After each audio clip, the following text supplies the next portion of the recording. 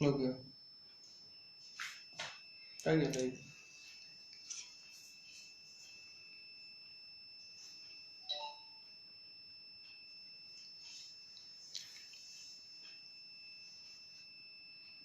आ गया, देखिए चल रहा है सर। स्टार्ट करें। हम्म। तो आज आप सभी लोग जो भी हमारे फेसबुक पर उपस्थित हैं, आप सभी लोगों का स्वागत है, प्रणाम है, नमस्कार है।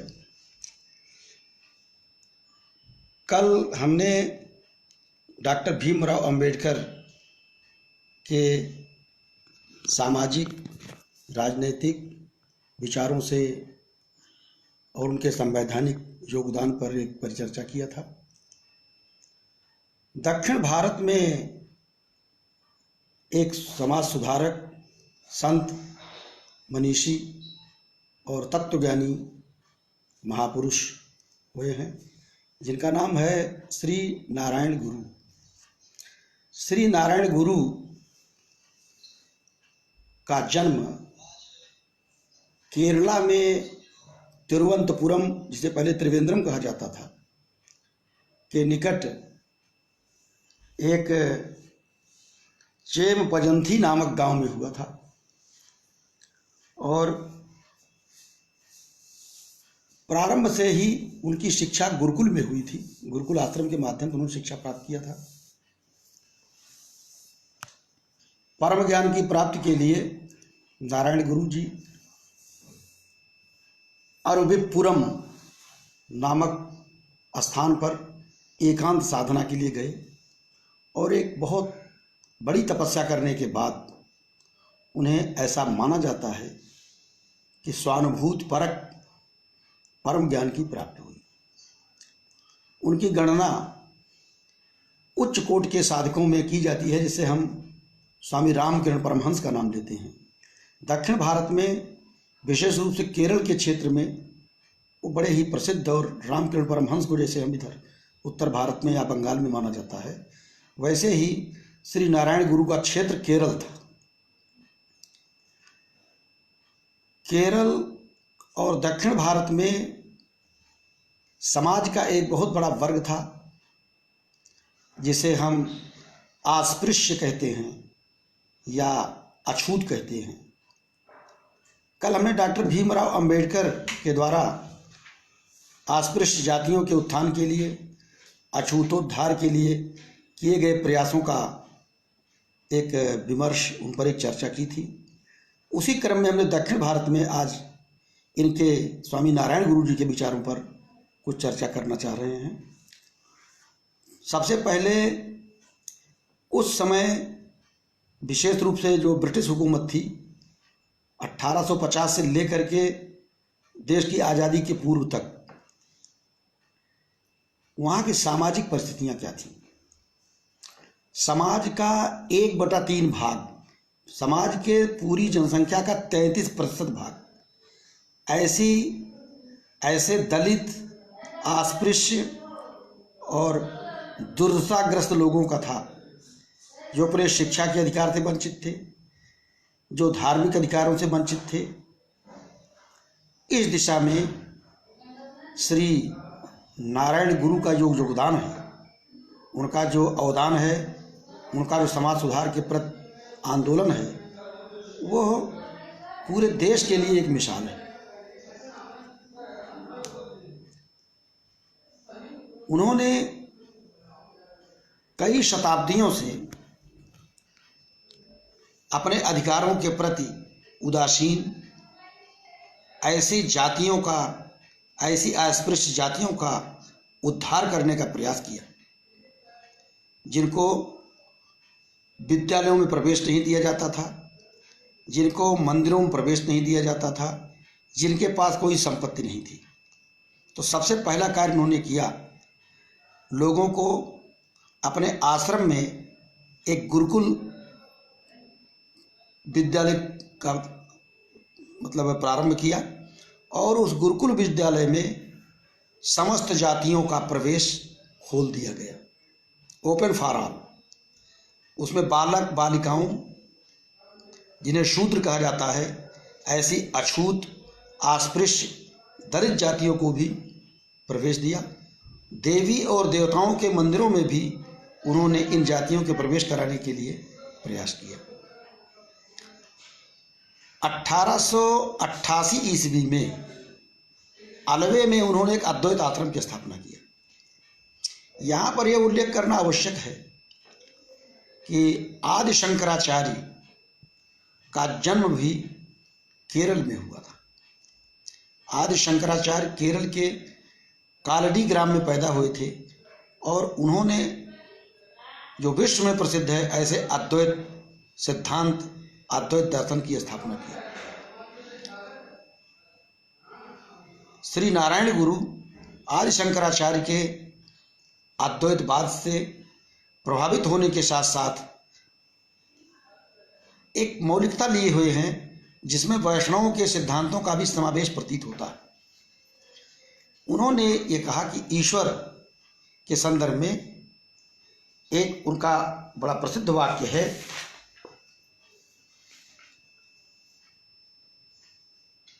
ओम सहोदरीम सर्वत्र, ओम सहोदरीम सर्वत्र।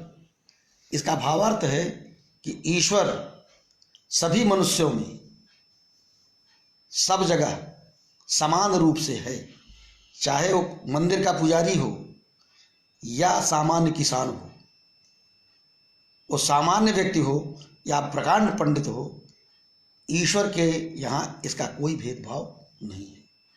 इसलिए समस्त प्रकार के जातिगत, रूढ़िगत, अंधविश्वास पर आधारित मान्यताओं को उन्होंने नकारा और अपने अद्वैत आश्रम में सभी जातियों, सभी मतलब स्त्री पुरुष में बिना किसी भेदभाव के सबको प्रवेश करने के लिए आह्वान किया। हमने ये भी चर्चा किया था कि कल की डॉक्टर अंबेडकर ने 3 सूत्र दिया था अस्पृश्य जातियों के लिए, शिक्षित बनो, संगठित बनो और संघर्ष करो। श्री नारायण गुरु ने भी 3 सूत्र दिया। पहली चीज उन्होंने कहा संगठित बनो, करो, संगठित बनो, शिक्षित बनो और औद्योगिकीकरण पर बल दिया, आर्थिक प्रगति पर बल दिया। उन्होंने संघर्ष की बात नहीं किया। उनका कहना था कि इंडस्ट्रियलाइजेशन और आर्थिक प्रगति के बिना ना तो कोई संगठन बन सकता है और न शिक्षा ही संचालित हो सकती है। शिक्षा के संचालन के लिए विद्यालयों की आवश्यकता है, संगठन की आवश्यकता है, लेकिन दोनों के मूल में आर्थिक चीजें हैं। इसलिए अस्पृश्य जातियों के लिए कि आर्थिक विकास पर बल दिया गया। इस प्रकार उन्होंने 3 सूत्र दिया, संगठन, शिक्षा और औद्योगिकीकरण, इंडस्ट्रियलाइजेशन तथा आर्थिक विकास। उनका एक महत्वपूर्ण सिद्धांत है जो न केवल भारत के लिए, न केवल केरल के लिए, बल्कि पूरे विश्व के लिए एक मार्गदर्शन है। उनका सिद्धांत है एक जाति, एक धर्म और एक ईश्वर। उन संपूर्ण मानव जाति के लिए कहा कि एक जाति है और वो है मानव जाति, ह्यूमन रेस।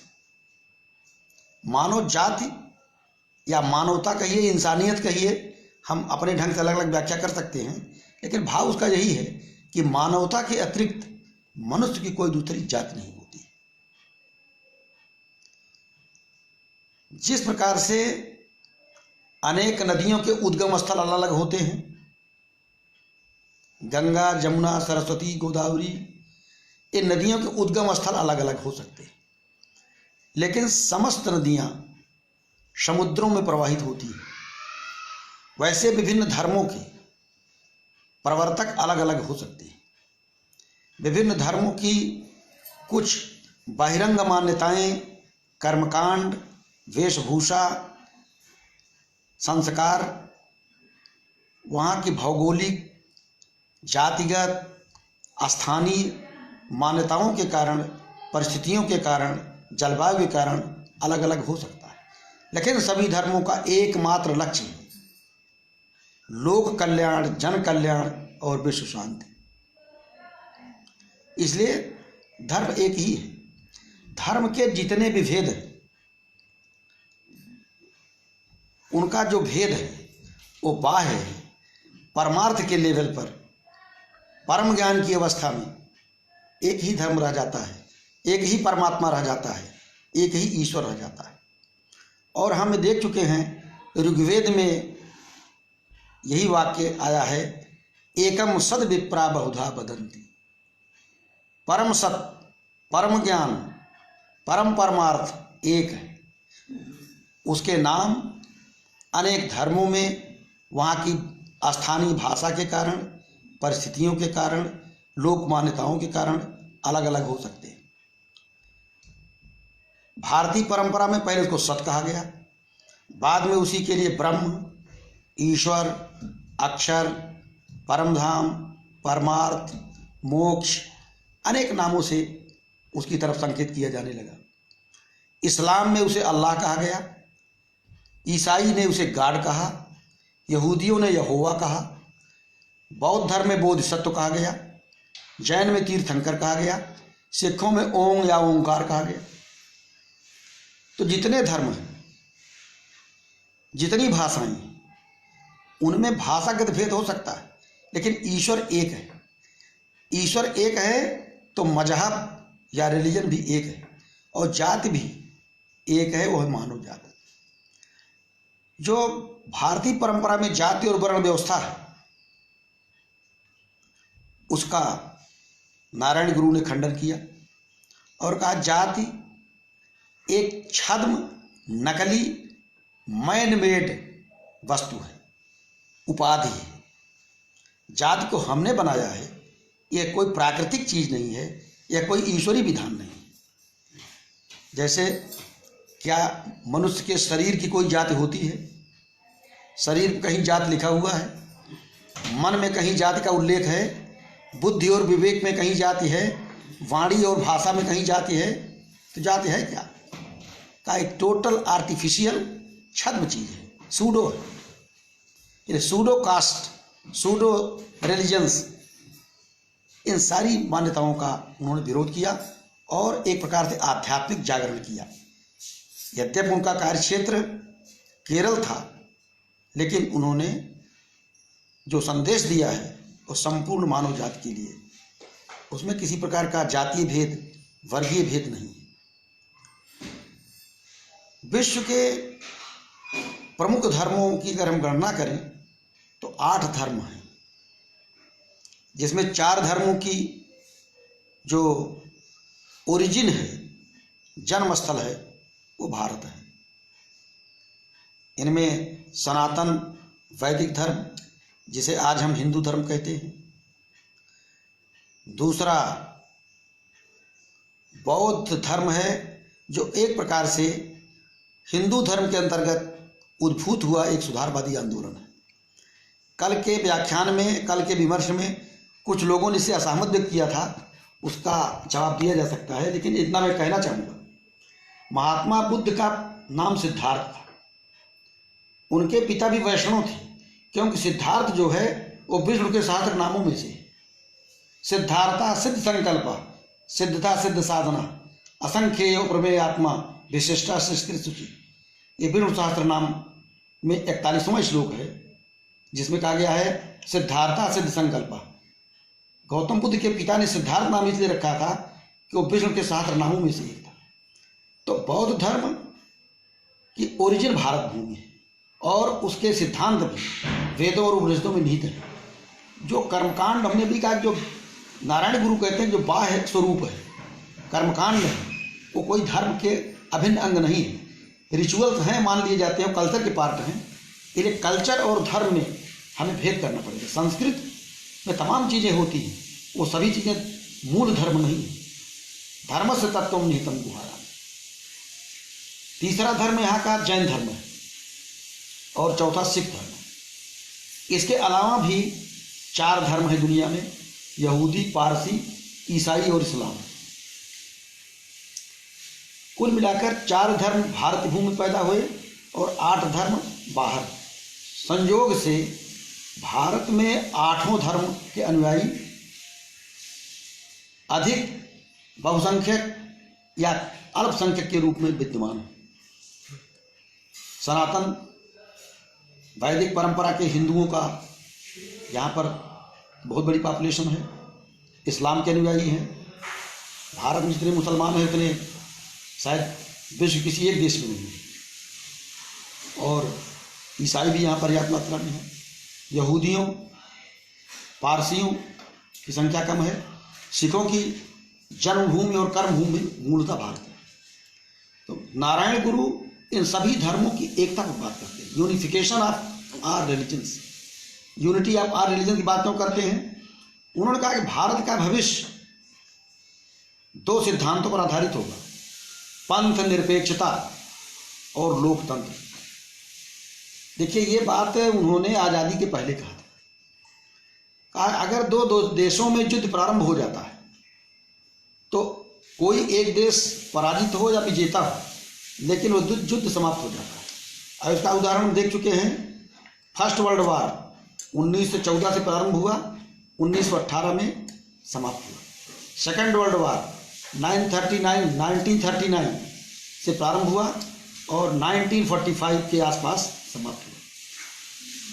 तो दो देशों के युद्ध समाप्त हो जाते हैं, लेकिन जब दो धर्मों में, दो नस्लों में, दो जातियों में युद्ध शुरू हो गया तो यह एंडलेस प्रोसेस है, ये कभी समाप्त होने वाली प्रक्रिया नहीं है। इसलिए धार्मिक एकता आवश्यक है। क्यों आवश्यक है कि विभिन्न धर्मों के अनुयायी हमेशा रहेंगे। हमें देख रहे हैं कि निरीश्वरवादी धर्म विरोधी लोगों की संख्या भी रही है। प्राचीन काल से पश्चिम में लिस्पस और डिमोक्रिटस, अनेक लोग भौतिकवादी थे। भारत में चारवाक थे जो न धर्म को मानते थे, न मजहब को, न ईश्वर को। आधुनिक युग में आकर के, आधुनिक काल में मार्क्स ने धर्म को अफीम की नशा कहा। सार्त्र ने, फ्रांस के दार्शनिक सार्त्र ने धर्म को दुरास्ता कहा। लेकिन धर्म को मानने वाले लोग न कभी समाप्त हुए हैं और नारायण गुरु जी ने कहा कि न कभी समाप्त होंगे। नीत्शे ने कहा ईश्वर मर गया, गॉड इज डेड। लेकिन ईश्वर को मानने वाले लोग दुनिया में हमेशा रहे हैं और हमेशा रहेंगे।